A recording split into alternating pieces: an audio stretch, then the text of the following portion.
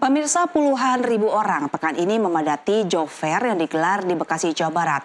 Bahkan saking antusiasnya mereka rela berdesak-desakan untuk berlomba mencari pekerjaan. Nah, sebenarnya berapa besar tingkat pengangguran di Jakarta? Untuk membahasnya langsung saja kita akan kupas tuntas oleh Jeng Ayu. Iya, Jeng Ayu, sebenarnya ini berapa besar sih tingkat pengangguran di Jakarta ini, semakin meningkat atau bahkan semakin berkurang? Silakan dengan data dan faktanya, Jeng Ayu. Baik, terima kasih Jeng Gati. Selamat malam pemirsa Nusantara TV. Oke, ini ada benar banget terkait dengan masyarakat ini ya Gati. Tapi sebelumnya pemirsa, kita akan melihat ribuan pencari pekerja menyerbu bursa kerja yang digelar di Cikarang, Kabupaten Bekasi, Jawa Barat. Membludaknya para pencari kerja hingga berdesak-desakan. Seperti apakah? Kita lihat ini.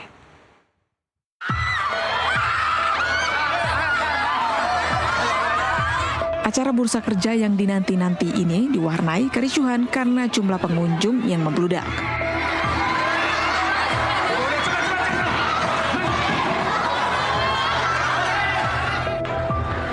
Puluhan calon pencari kerja juga kedapatan pingsan usai berdesak-desakan. Mereka yang pingsan segera diselamatkan dan juga diberikan oksigen. Panitia penyelenggara terus berupaya mengurai antrean, membuka jalur tambahan, dan menenangkan massa yang mulai ricuh. Sejak subuh, area sekitar lokasi acara sudah dipadati para pencari kerja. Banyak dari mereka yang datang dengan harapan besar bisa mendapatkan pekerjaan.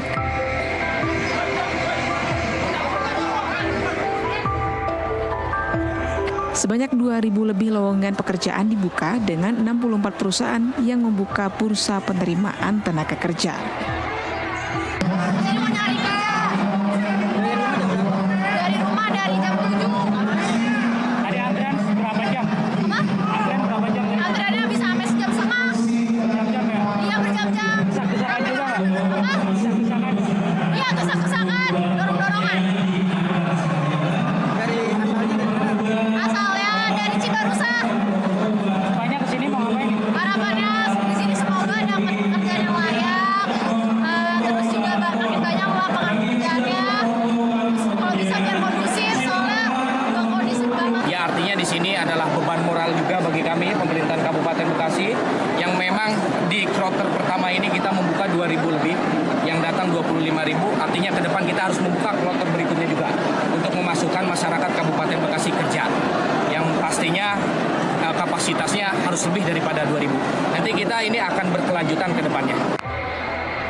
Lowongan pekerjaan ini memang diperuntukkan bagi warga Kabupaten Bekasi. Bupati Bekasi berharap kedepannya akan kembali membuka bursa lowongan pekerjaan. Dari Bekasi, Jawa Barat, Raffi Al-Ghifari, jurnalis NTV melaporkan.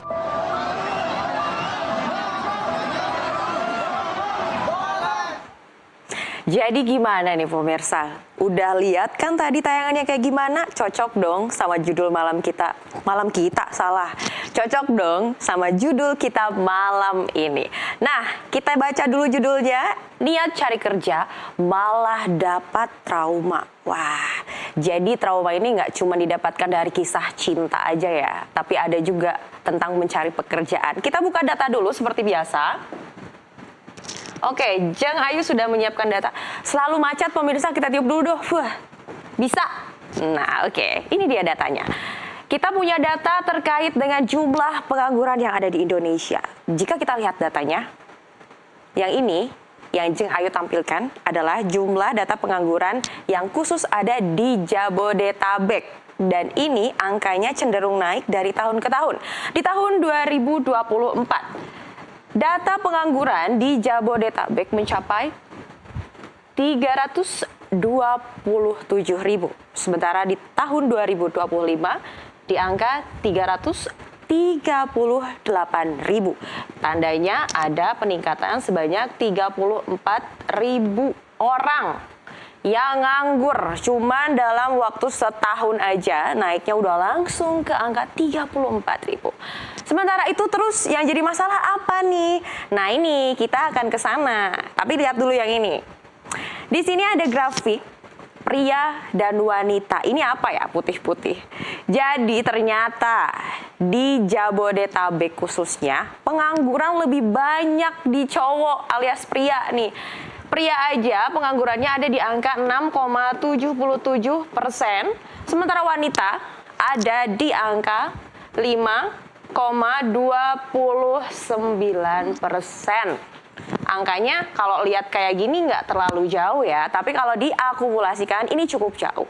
Alasannya kenapa sih sebenarnya para pengusaha dan yang punya lapak pekerjaan tuh kok lebih banyak ngambil wanita sebagai karyawannya?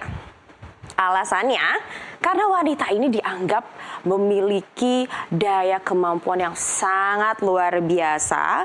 Kemudian mereka juga multitasking. Mereka bisa mempekerjakan apapun.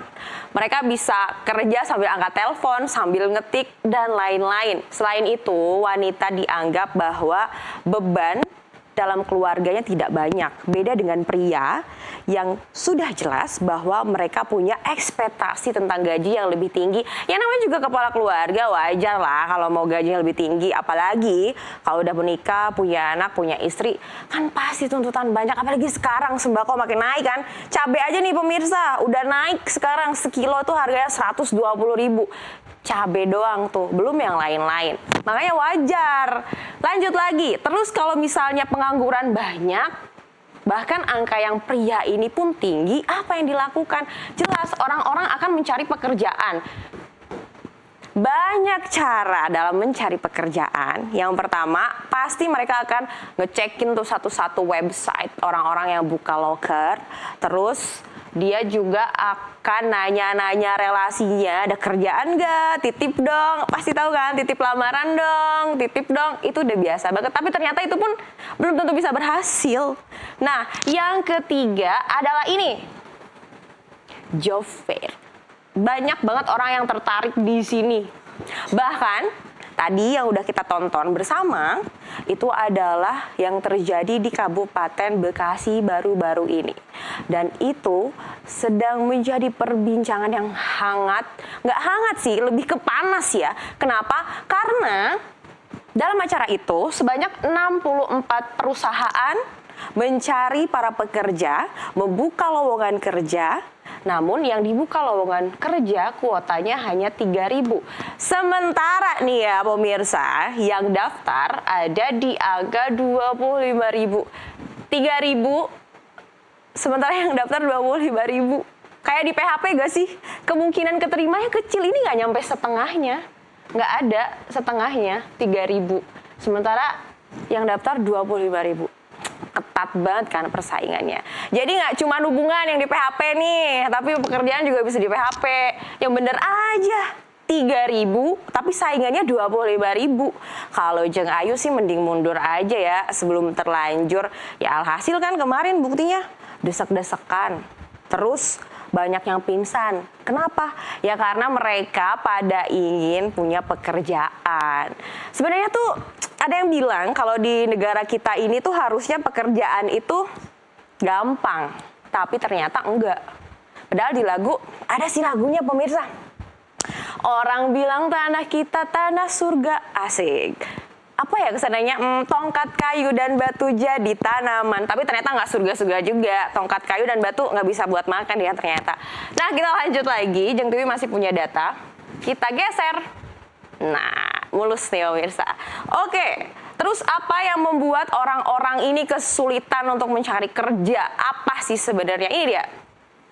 Jeng Tiwi udah bikin ada 17 plus. Tapi ini bukan 17 plus yang ono ya. Ini cuman simbol aja batas usia. Nah biasanya pengusaha, jangan pengusaha deh, maaf pengusaha, ampun salah. Jadi biasanya orang-orang yang buka loker itu pasti mencantumkan batas usia. Dan kebanyakan mereka mencari usia-usia produktif di bawah 30 tahun. Nah pertanyaannya, emang kenapa sih orang-orang dengan usia 30 tahun, emang yang 30 tahun nggak bisa kerja gitu? Kalau ini sih Jeng Ayu nggak bisa jawab ya, bukan Jeng Ayu yang harus jawab. Nah, yang kedua adalah status pernikahan. Biasanya ada tulisannya untuk belum menikah. Kenapa tuh belum menikah? Emang dipikir orang yang udah nikah gak butuh duit, gak butuh fulus? Atau dipikir orang yang udah nikah gak butuh pekerjaan? Butuh banget. Tapi kenapa yang diperbolehkan bekerja dan banyak banget di persyaratan bekerja itu adalah orang-orang yang belum menikah? Ini sih udah diskriminasi banget ya, apalagi buat kaum jomblo. Enggak ding, kalau kaum jomblo itu malah akan dapat pekerjaan ya. Jadi nggak punya pasangan tapi dapat pekerjaan, tapi itu nggak adil. Nggak adil. Oke, next. Nah, yang ini adalah good looking. Jadi kalau kata anak-anak Gen Z ya, katanya lu cakep, lu punya dunia. Asik. Ya, gitulah di Indonesia. Kalau lu nggak cakep, lu nggak akan dipilih. Jadi katanya keadilan sosial hanya ada untuk orang-orang cakep. Gimana nih, Gen Z? Bener nggak itu? Tapi kalau dilihat-lihat dengan syarat-syarat pekerjaan sih, bener sih kayaknya. Buktinya Jeng Tiwi di sini. Salah, Jeng Ayu. Maaf Jeng Tiwi mulu.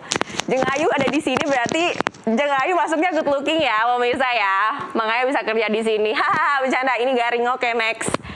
Oke, yang terakhir adalah kualifikasi ganda. Apa sih kualifikasi ganda? Jadi kualifikasi ganda ini adalah para calon pekerja ini dituntut untuk bisa semua hal. Harus bisa semua hal. Ini kalau pemirsa nanya-nanya ini kenapa mulu, ini ganggu, suaranya kresek-kresek kan? Gak apa-apa. Yang penting kita tetap terkonek. Lanjut. Nah, kualifikasi ganda ini ada selalu di dalam persyaratan pekerjaan. Apa sih kualifikasi ganda? Contohnya, harus bisa bawa motor, harus bisa bawa mobil, harus bisa pakai komputer, harus bisa apa lagi? Segala macam. Kalau dipikir-pikir ya, ini mau nyari pekerja atau nyari istri atau nyari pasangan. Karena di Indonesia biasanya kalau nyari pasangan banyak banget tuh. Kualifikasinya harus tinggi, putih, cantik, cakep. Udah mirip sama ini.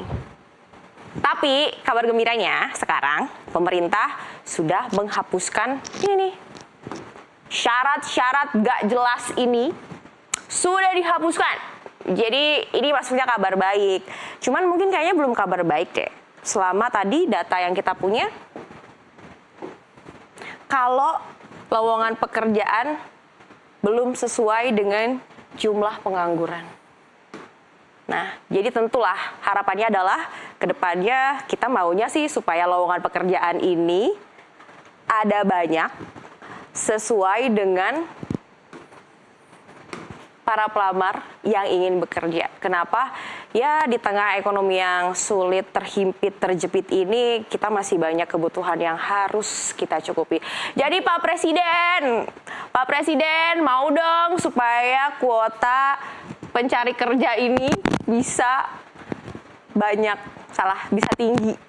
Supaya nanti semua orang bisa punya pekerjaan dan alhasil nggak akan ada tuh pingsan-pingsan kayak tadi, terus desak-desakan, dorong-dorongan.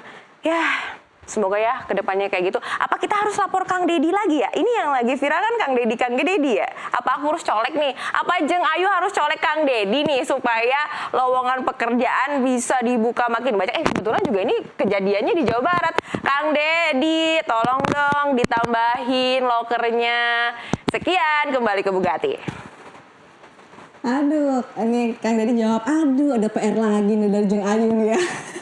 Iya, Jeng Ayu ternyata sudah terjawab ya tadi pertanyaan saya di awal. Sebenarnya bertambah atau berkurang sih jumlah pengangguran sudah dijawab sama data dari Jeng Ayu.